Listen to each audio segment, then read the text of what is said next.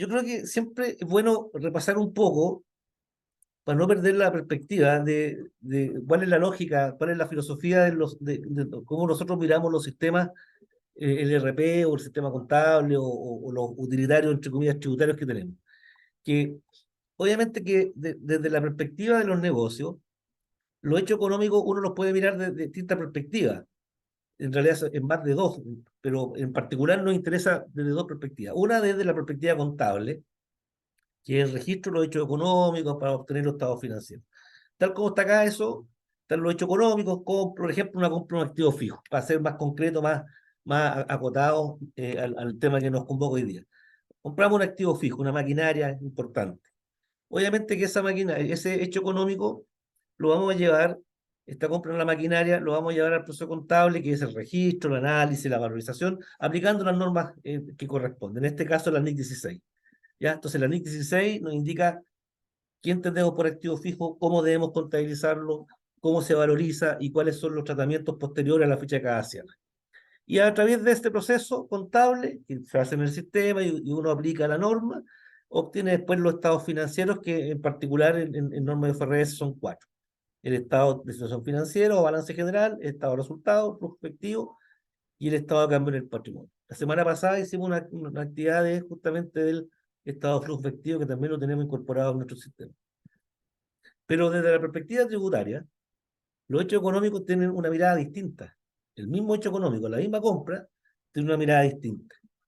Entonces, lo que pasa es que en la práctica, uno lo que hace teóricamente, a partir de los registros contables, a partir de los estados financieros, uno cuando va a hacer las declaraciones de impuestos, tiene que aplicar la ley del impuesto a la renta.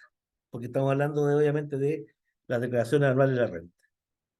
Entonces, ahí uno, aplicando las normas tributarias del tratamiento del activo fijo, empieza a ver que hay diferencias en la valorización inicial, quizás, en la forma de depreciar, porque mientras desde el punto de vista tributario está todo normado a través de circular, en donde el servicio indica las vidas útiles y que se tiene que depreciar en forma lineal. Desde el punto de vista de IFRS, no hay una norma en particular que diga cómo hacerlo. Uno puede depreciar de distintas maneras. Las valorizaciones posteriores también son distintas.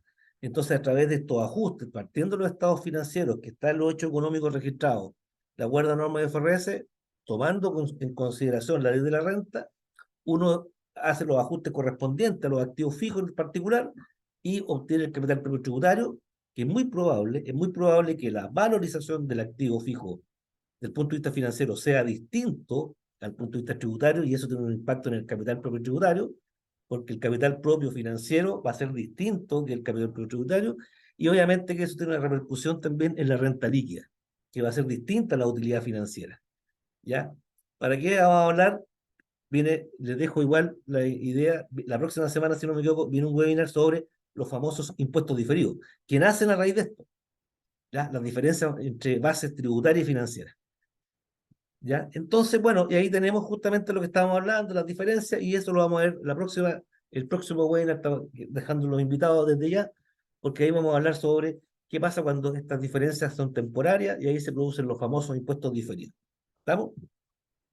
Y esto, bueno, repercute en lo que está acá, y esto sucede porque las normas contables son distintas a las normas tributarias, tienen distintas finalidades, y esto genera que hayan diferencias en la valorización. Tenemos un patrimonio financiero versus un patrimonio tributario, tenemos un estado de resultados financieros versus una renta líquida imponible, que generalmente son distintas. ¿Por qué? Porque las normas son distintas, tienen distintas finalidades. ¿Ya? Ahora, fíjense que en nuestro sistema, y ustedes lo deben conocer, en nuestro RP, en el sistema contable, nosotros ya desde hace muchos años, esto lo tenemos desarrollado, porque uno puede llevar una contabilidad financiera y paralelo a eso determinar los resultados tributarios. Decir una contabilidad tributaria es como raro, porque la contabilidad es una sola, pero en la práctica uno podría decir que con nuestro sistema uno puede tener un estados financieros contables y hojas de trabajo tributarias como renta líquida, capital propio, y de ahí los registros de rentas empresariales, entre otras cosas. Ya, esa es la mirada, digamos, esquemática de lo que nosotros hemos ido construyendo y que ya está desarrollado con mucho tiempo y trabajado con Pablo y con el equipo informático. Ahora bien, vamos al tema del activo fijo. Un repaso para que después vaya Pablo a mostrar un caso práctico, cómo se controla a través del sistema. la norma madre, por decir, la norma eh, eh, base, ¿ya? Desde el punto de vista de IFRS, es la NIC 16.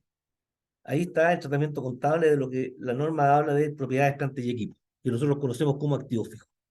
¿Ya? Entonces, esta norma habla de los objetivos, cómo se reconocen, cuándo se reconocen, cómo se valorizan los activos fijos en el momento de la compra, ¿ya?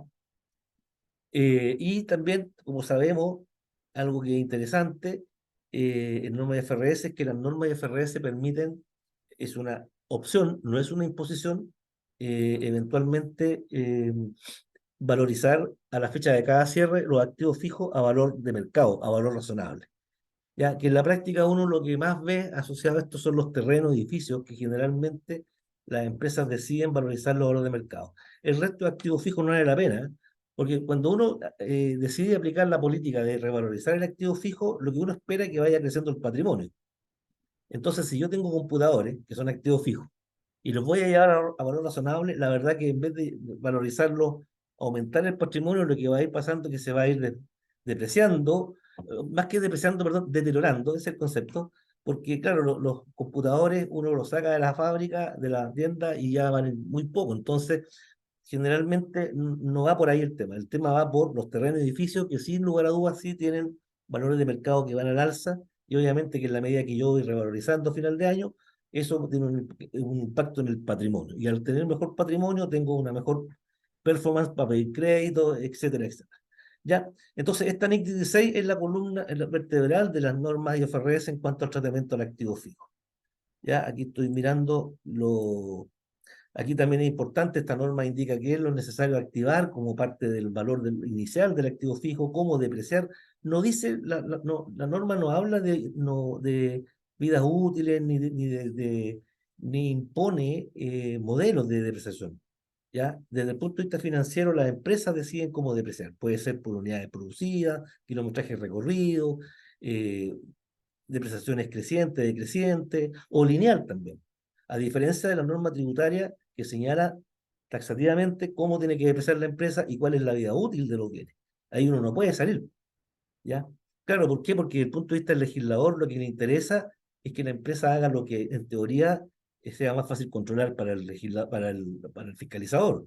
Desde el punto de vista de la norma de FRS, lo que interesa es que los estados financieros muestren la posición económica y financiera de la empresa a una fecha determinada para la toma de decisiones. Son distintas miradas. ¿Estamos? Bueno, así como está la NIC 16, está la NIC 36. Y esta sí que es una norma bien especial porque esta es la norma que trata el deterioro de los activos fijos. Fíjese que el deterioro es un concepto financiero y se entiende que el deterioro se produce cuando el valor contable, ojo, cuando el valor contable de un activo fijo en este caso es mayor que el valor recuperable. Entonces uno se pregunta, ¿y qué es el valor recuperable? Porque el valor libre que está acá es el valor contable y eso está en la contabilidad, pues, como decir, subir para arriba, pero entonces, ¿cuánto hay deterioro? Cuando el valor contable es mayor que el valor recuperable. ¿Y qué es el valor recuperable según normas de FRS, en particular la ley 36 que regula el deterioro de los activos fijos? Se hace una comparación entre el valor justo menos los costos de venta. En el fondo, si yo tengo una maquinaria, tiene un valor contable de 1000, por ejemplo, y voy a obtener el valor recuperable. ¿Qué tengo que hacer? Tengo que ir y decir, oye, esta maquinaria, si yo la vendiera, ¿cuánto me podrían pagar por ella? No es que yo me dedique a vender maquinaria, porque si me dedico a vender maquinaria, eso no es activo fijo, eso es existencia, sino que yo digo, si yo la vendiera, ¿cuánto me pagarían? Y me dicen, no, mira, te pueden pagar 900, descontado un par de impuestos. Entonces el valor justo menos los costos de venta sería 900. Pero antes de hacer el análisis, tengo que seguir y decir, oye, pero esta máquina yo la tengo y esta máquina me está generando flujos futuros, lo que se denomina el valor en uso. Entonces yo te supone que esta máquina me está generando beneficio económico futuro. Y esto es como una versión de proyecto, lo traigo a valor presente. Y pensemos que el valor en uso me da 1100. Entonces el valor recuperable es el mayor entre ambos valores. 900 versus 1100 es mayor 1100. ¿Cuál es el valor recuperable? 1100. ¿Cuál es el valor libre que puse como ejemplo? 1000. ¿Hay deterioro? No, porque el deterioro es cuando el valor libre, el valor contable, es mayor que el recuperable. Entonces, cuando si fuera al revés, si por ejemplo aquí fuese 800, ahí habría un deterioro. Lo que implica que yo tendría que dejar la maquinaria contablemente, para efectos contables, en 800 y reconocer una pérdida. pero eso es financiero, porque tributariamente está claro que todo esto no existe desde el punto de vista tributario. Por eso que paralelo a eso, uno tiene que llevar los controles tributarios y versus los financieros del activo fijo para poder controlarlo y poder ir viendo las diferencias que se producen para controlar los impuestos diferidos. Y para eso hay que tener un sistema como el nuestro. Ya, esta norma es bastante compleja, no es una norma que es fácil de aplicar porque uno entiende que, por ejemplo, el valor en uso, que son los flujos descontados a valor presente de lo que beneficios que me va a generar el activo fijo, no es llegar a calcularlo. Entonces, aquí esto es un tema no menor. La NIS 40, esta es otra norma que está relacionada con el activo fijo o propiedades, plantas y equipos. Pero la verdad que esto no es activo fijo propiamente tal, porque la NIS 40 habla de propiedades de inversión. Pero ¿qué se entiende por propiedad de inversión? Terrenos y o edificios que la empresa tiene para arrendar a terceros, ¿ya? O para obtener plusvalía, o ambos. Entonces uno dice, pero espérate, un terreno, un edificio para mí son activos fijos. Sí, pero desde el punto de vista contable hay que tener ojo, porque si yo, por ejemplo, soy una empresa de software, tengo dos edificios, un edificio corporativo, en donde está el equipo de trabajo de la empresa, y otro edificio que lo arriendo a tercero. El primero es NIC 16, propiedades, planta y equipo. El segundo es NIC 40, propiedades de inversión. ¿Por qué? Porque el primero lo tengo para apoyar el giro principal mío, que es el desarrollo de software. Y el segundo es propiedad de inversión porque yo lo hago un tercero. Ya obtiene beneficios económicos por sí solo. Entonces se aplican normas distintas. ¿Ya? Entonces, ¿cuál es la gracia de esta? Esta es una norma que está muy asociada al mundo inmobiliario. ¿Ya? Empresas inmobiliarias que arriendan edificios, que arriendan oficinas, strip center, los malls, por ejemplo, ya, etcétera, etcétera, que arriendan espacios y sacan provecho, lucran, por decirlo de una manera, a través del arriendo de estas propiedades de inversión. ¿Y cuál es la gracia de esto? Fíjese que cuando uno tiene una propiedad de inversión, también la norma permite revalorizar y llevarlo a valor razonable. Por ejemplo, una oficina, que yo arriendo a un tercero. Pero aquí la norma trata de que la empresa, a diferencia del caso de la NIC 16, en donde dice, mire, usted podría, si quiere llevar a valor razonable esa oficina que usa, pero también tiene la posibilidad de llevarlo a valor de mercado, pero yo le sugiero que lo lleve a costo. En este caso, era al revés. Tengo una oficina que arriendo tercero. Ojo, sea el giro o no inmobiliario, da lo mismo el giro, es el fin de la oficina. Entonces, el arriendo tercero, propiedad de inversión. Y ahí la norma le dice lo contrario, dice, mire, trate de llevar este activo a valor razonable. Ahora, si no quiere, llévelo a costo y aplica la misma regla del 96. Pero fíjese en este detalle, cuando yo me voy por el sugerido, por el método sugerido, y lo llevo a valor razonable, voy comparando el valor libre con el valor de mercado, a través de una tasación, por ejemplo. Y la diferencia entre el valor libre y el valor razonable, el valor de mercado, el valor de tasación a la fecha de cierre, es ganancia o pérdida. ¿Ya? Es ganancia o pérdida directo. Entonces, esto, insisto, en el mundo financiero, porque en el mundo tributario esto no existe. Entonces, una inmobiliaria que tiene muchos edificios, muchos departamentos, muchas oficinas, etcétera, etcétera, y que lo arrienda, por ejemplo, la bodega, está lleno de bodegas en Santiago hoy día, y en regiones también debe estar lleno, por el tema de la logística, etcétera. Lo más probable es que muchas, primero, tengan que aplicar la NIC 40, y muchas de estas empresas aplican el modelo del valor razonable. Y eso implica que cuando van haciendo los ajustes a final de año, van reconociendo pérdida o ganancia. Ahora, uno esperaría que como el mercado inmobiliario siempre la tendencia es al alza del valor de mercado, obviamente ir reconociendo una ganancia, pero es una ganancia contable, porque tributariamente sabemos que esto tiene otro tratamiento. Y ahí es importante saber, conocer la norma, diferenciarla, controlarla a través de los impuestos diferidos que lo vamos a ver en la próxima webinar. ¿Ya? También dentro del activo fijo está la NIC 38, que son los activos fijos intangibles, porque todo lo otro que vimos son activos fijos tangibles, pero la NIC 38 habla de los activos fijos intangibles. Y hoy día, en un mundo cibernético, no sé si está bien dicho la palabra, pero un mundo muy informatizado, ¿ya? Obviamente que el tema de la intangibilidad cada vez toma mayor importancia. Páginas web, URL, desarrollo de software, aplicaciones, etcétera, etcétera. ¿Ya? O marcas, muchas eslogan, todo esto son intangibles que cada vez tienen más importancia, mayor valor. Entonces, la norma, la NIC 38, regula el tratamiento contable desde el punto de vista financiero de cómo controlar este tipo de activos. Es un poco más complejo que la norma de NIC 16, claro. ¿Por qué? Porque mientras yo un terreno, una maquinaria, un vehículo lo veo, un intangible no lo veo. Yo sé que existe la marca, pero no lo veo. Entonces aquí, por ejemplo, la legalidad es súper importante. ¿Qué significa eso? Que si yo la marca no la tengo inscrita, no es un activo para la empresa. Inscrita, digamos, para resguardar los derechos. En el cambio, una maquinaria basta con que tenga la factura.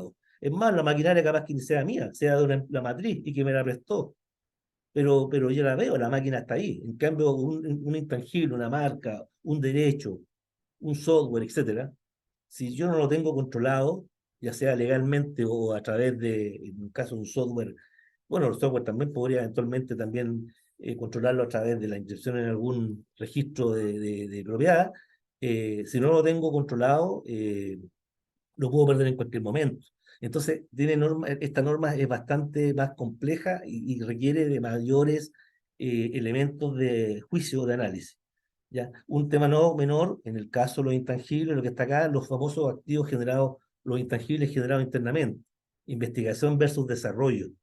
¿Ya? Ahí también es interesante verlo, porque las empresas, por ejemplo, los laboratorios farmacéuticos, que gran parte de su quehacer está en la investigación y desarrollo, tienen que tener muy claro en el ámbito de lo puramente tal de su giro, cuándo estoy investigando y cuándo estoy desarrollando. Porque cuando estoy investigando algo, una nueva fórmula para un determinado producto, ya sea un medicamento u otras cosas, porque no solamente los laboratorios de farmacéuticos hacen investigación, también las empresas que se dedican a fabricar comida, por ejemplo, insumos ya. Entonces, cuando yo estoy en el ámbito de la investigación, estoy investigando, no he descubierto nada. Entonces, la norma dice que todo eso es gasto, gasto, gasto, gasto. Pero cuando estoy en la etapa de desarrollo, significa que ya dejé de investigar. Y si estoy en desarrollo es porque ya descubrí algo. Y en ese caso podría eventualmente empezar a activar. Entonces, fíjense ustedes en un laboratorio farmacéutico, tiene tres etapas. La etapa de investigación, todo es gasto. Investigo y no resulta la fórmula. Investigo, no resulta, todo gasto. Porque un activo es cuando yo tengo un beneficio económico futuro. Y si estoy investigando y no sé cómo voy a recuperar la plata, es gasto. Pero cuando paso al desarrollo y empiezo a desarrollar esta fórmula, empiezo a capitalizar esa plata. Porque ¿cuánto me va a costar después la fórmula? Lo que yo fui capaz de capitalizar en la etapa de desarrollo. Y ese es el intangible. Y la tercera etapa después ya es la producción. Empiezo a vender el producto. Pero ahí estoy en la NIC 2, en existencia. Gasto, activo, digamos intangible, otro activo, corriente, y existencia. Entonces hay que tenerlo claro porque son normas distintas. ¿Ya? Por eso que esta norma no es es un poco más compleja de lo que uno puede pensar en otras pensándolo comparando con la NIC 16, por ejemplo. Y por último, para después dejar a Pablo, la famosa NIC 16, que efectivamente nos habla de los activos fijos. Esta norma se llama a secas arrendamiento. ¿Ya? Esta reemplazó a la NIC 17, que era la norma de leasing operativo y financiero, contrato de arrendamiento. Esta norma está vigente el año 2018, pero yo creo que hoy día, aún así, hoy día, después de 5 años, sigue causando problemas en las empresas que se financian, o que financian o que financiaban en la compra de activos fijos a través del leasing financiero. ¿Por qué? Porque fíjese que esta norma, la NIC 16, que reemplazó la NIC 17, hoy día habla que la verdad que en general todos los leasing son financieros, ¿ya? Que la adquisición de bienes de activos fijos que se hagan a través de contratos de leasing, dice que todos deben tratarse como financieros. Y optativamente, ojo, optativamente, la empresa podría decir, ah, no, mira, esto lo puedo tratar como operativo. Pero ¿cuándo? Cuando son contratos menores a 12 meses y por montos chicos. montos chicos menos de $3.000. No lo dice la norma, los $3.000. Yo lo escuché, lo comentaba por ahí con un socio, un auditor. Entonces, hoy día cuando usted va y compra, más que compra, adquiere, arrienda bienes del activo fijo para uso de la empresa a través de contratos de leasing, incluso, es más, el contrato puede ser un contrato de leasing que no hay opción de compra, está vetada, pero si el contrato es de 12 meses o más, tiene que tratarlo como financiero. Oye, pero si el bien no es mío, no me voy a quedar con él. Sí, pero tiene que contabilizarlo acá, pues, el poder el balance. Todo pasa, estos contratos pasan por balance el derecho de uso en el activo del bien y el pasivo, la deuda. Entonces uno dice, pero oye, pero tengo que aplicar tablas de amortización, claro, entonces es un jaleo. Yo, fíjense, esto es una anécdota. Yo hace un tiempo, bueno, después ya dejé con la pandemia, hacía clase en el colegio de contadores muchos años, de estos temas obviamente. Y me acuerdo que una vez habían como 3 o 4 muchachos de una empresa. Y estos muchachos, y nosotros en el colegio hacíamos cursos de norma de pyme, ¿ya? Que no es la full. Entonces, yo les pregunto, porque me preguntaban mucho, les dije, "Oye, ¿usted dónde?". No, nosotros somos una empresa grande que arrendamos locales comerciales. Y un contrato de arriendo de 20 años, ya, por saca. Y millonarios, millones de plata, millones de pesos, millones de plata. Entonces, y oye, ¿por qué están tan interesados? Es que, mire, nosotros trabajamos en esta empresa y arrendamos locales comerciales, millones de dólares, contratos de muchos años, y aplicábamos la NIC 17, pero los contratos eran contratos de corto plazo, de 36 meses, algunos otros de más plazo, y aplicábamos la excepción que los tratábamos todos como leasing operativo, y el leasing operativo es re fácil, es gasto nomás, gasto, ¿no es cierto? Llega la factura, gasto contra pago, a gasto contra pago. Pero ahora que la NIC 16 derogó la NIC 17, nos cambiamos a la norma PYME. No era sociedad anónima abierta, era una empresa distinta. Nos cambiamos a la norma PYME. ¿Por qué? Porque la norma PYME, creo que es la sección 20, si no me equivoco, sigue permitiendo, haciendo la diferencia entre leasing operativo, que es gasto, y leasing financiero. Y se han cambiado a aplicar la norma PYME. ¿Por qué? Porque no querían meterse en el mundo del control del leasing financiero, porque pasa por balance. ¿Qué significa? Tengo que reconocer el derecho de uso, el pasivo, tengo que depreciar, amortizar, tengo que ir reconociendo los intereses implícitos, etcétera, etcétera. Y además eso tiene un impacto en el punto de vista tributario, porque ojo, hasta el año pasado ya salió una norma tributaria que igualaba, ojo, igualaba el tratamiento tributario de los contratos de leasing desde el punto de vista tributario, lo igualaba con el punto de vista financiero. Y todos decían, ah, qué bueno. Pero esa norma no alcanzó ni a vivir porque antes que saliera, de hecho había salido no sé si era una circular, había salido una circular de impuesto interno indicando a los fiscalizadores cómo tenían que controlar los leasing, y esa norma no se alcanzó a aplicar, porque a contar de este año, no sé si fue a comienzo de año o a final del año pasado, salió una norma, una ley que derogó esa disposición, y hoy día sigue existiendo la mirada financiera de los leasing financieros, valga la redundancia, versus la tributaria. ¿Y qué significa eso? Que desde el punto de vista tributario, ¿qué dice el fiscalizador? No, este bien que tú tienes contabilizado a través de un leasing financiero no es tuyo, por lo tanto, en la renta líquida agrégamelo y desagrega las cuotas, etcétera. Pero desde el punto de vista financiero, tengo que pasarlo por contabilidad. Y todos, excepcionalmente los contratos de menos de 12 meses. Entonces, nos falta el que dice, entonces hagamos contratemos maquinaria y todos los contratos menos de 12 meses los vamos renovando. No, pues si hay una renovación seguida, ya la segunda, tercera, se entiende que es un contrato de largo plazo, por lo tanto, tiene que aplicar la regla del financiero. Obviamente que este mundo es un mundo complejo que también genera los impuestos diferidos y que obviamente requiere conocer la norma,